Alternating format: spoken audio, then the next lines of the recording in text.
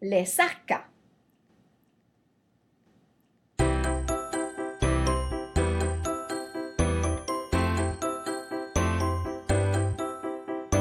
La politique gouvernementale d'éducation des adultes et de formation continue de 2002 stipule que la nécessité de poursuivre sa formation tout au long de la vie s'applique à l'ensemble des citoyennes et des citoyens, et ce, sans distinction.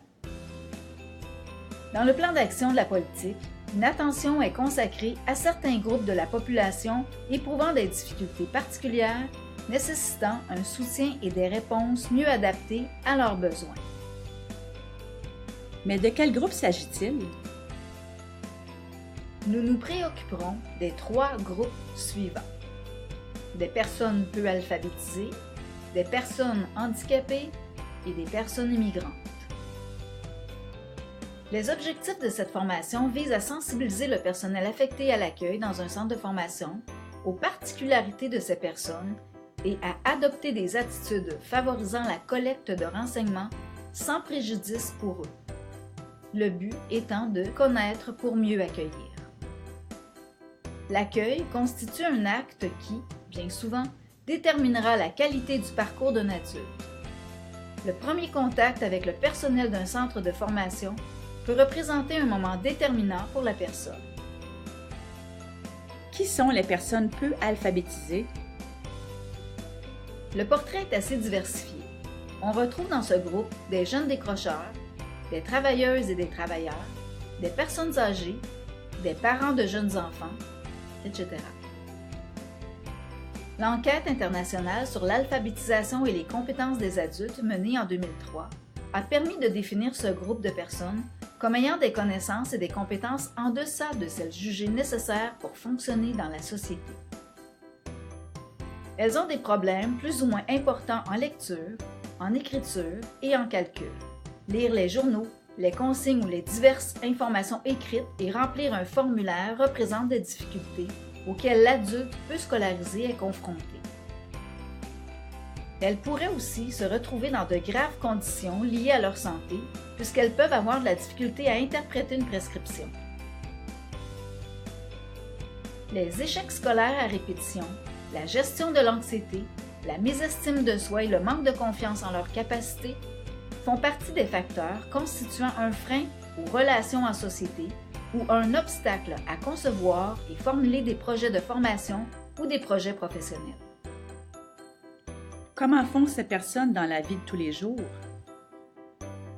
Elles ont développé des forces et acquis des compétences dans divers contextes pouvant parfois compenser les difficultés éprouvées.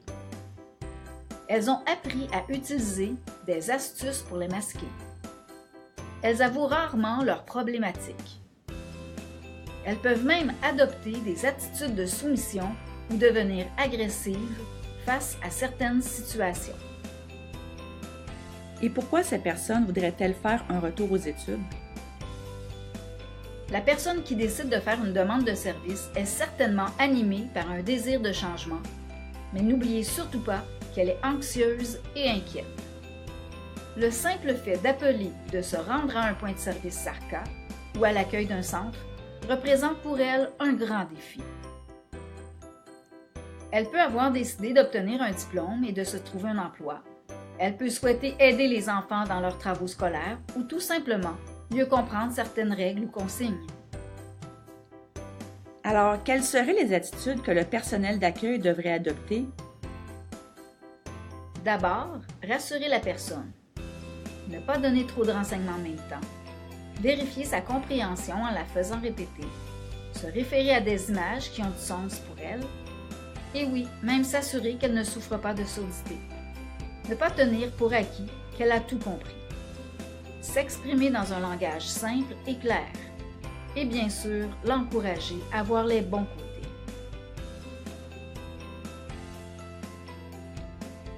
Doit-on adapter les mêmes attitudes avec les personnes handicapées?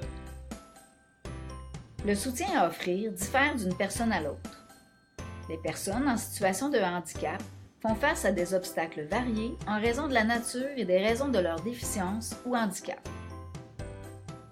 C'est souvent la différence qui saute aux yeux et qui fait en sorte qu'on ne sait pas toujours comment entrer en relation avec la personne.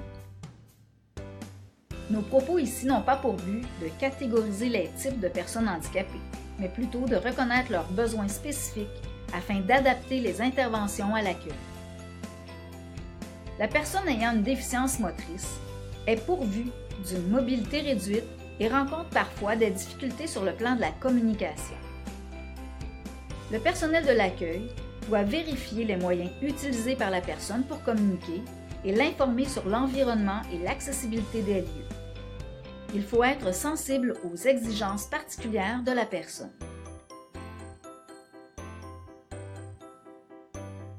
La personne ayant une déficience visuelle vit des difficultés sur le plan de l'accès à l'information. Il faut faire des descriptions plutôt que de donner des indications. Éviter les bruits parasites lors de l'entretien et bien sûr avertir la personne si l'on doit quitter la pièce quelques minutes.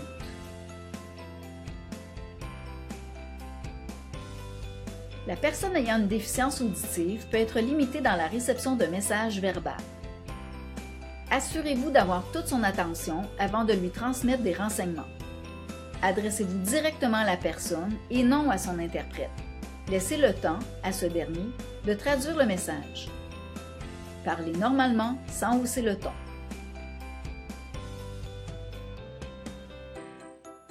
La personne ayant une déficience intellectuelle peut éprouver des problèmes à accomplir certaines tâches. Il faut prendre le temps d'établir un contact avec la personne, s'exprimer simplement sans l'infantiliser, reformuler afin de s'assurer d'une bonne compréhension et demander de quel type de soutien elle aura besoin.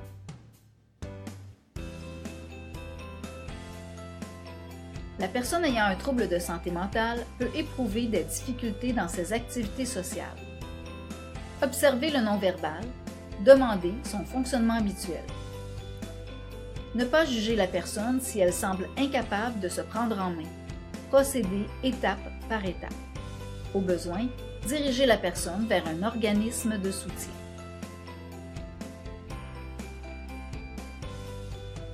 La personne ayant un trouble du spectre de l'autisme peut vivre des interactions sociales altérées qualitativement. Tentez de trouver les sources de stress qui contrarient la personne. Le regard, le son ou le toucher. Divisez les idées. Utilisez des images et, si possible, se procurer le dossier d'aide particulière qui pourrait fournir des informations pertinentes et ainsi permettre un meilleur accompagnement.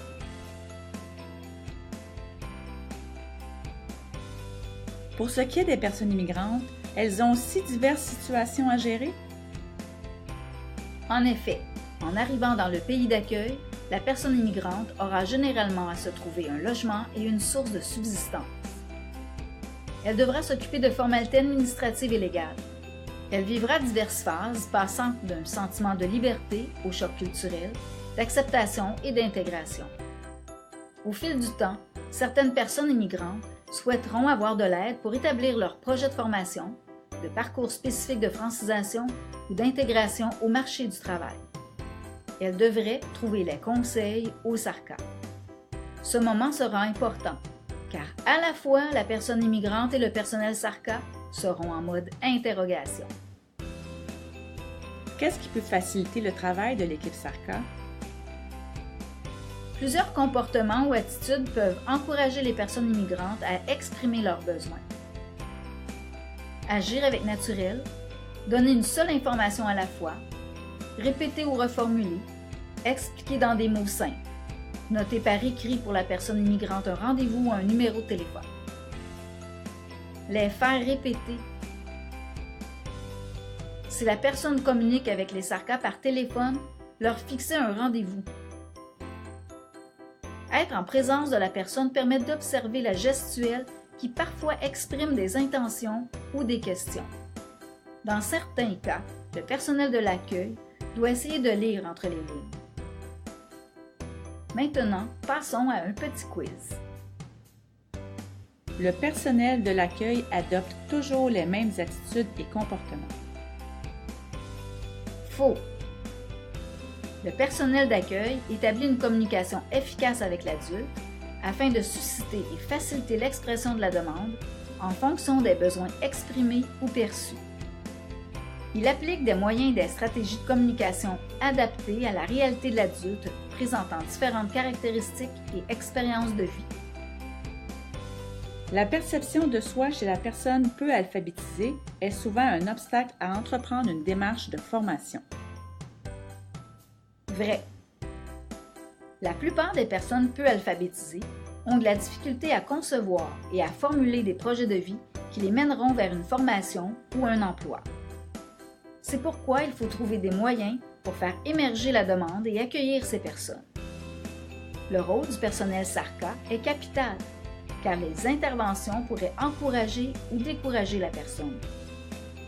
Il faut garder à l'esprit qu'elle a sûrement vécu des expériences scolaires négatives et qu'elle se sent dévalorisée. La personne aura besoin d'être rassurée. La politique gouvernementale d'éducation des adultes et de formation continue précise qu'il faut miser sur une approche traditionnelle auprès de la population. Faux. Bien au contraire, il est mentionné dans la politique qu'il faut agir pour lutter contre l'analphabétisme et augmenter le niveau de formation de base. Agir aussi pour adapter l'offre et la prestation des services en fonction des besoins et des situations des adultes, des collectivités et des clientèles éprouvant des difficultés particulières. Les commissions scolaires sont invitées à réexaminer leurs pratiques, à lever des obstacles à l'accessibilité et à la persévérance, et un des moyens est d'avoir recours au SARCA. Merci de votre participation.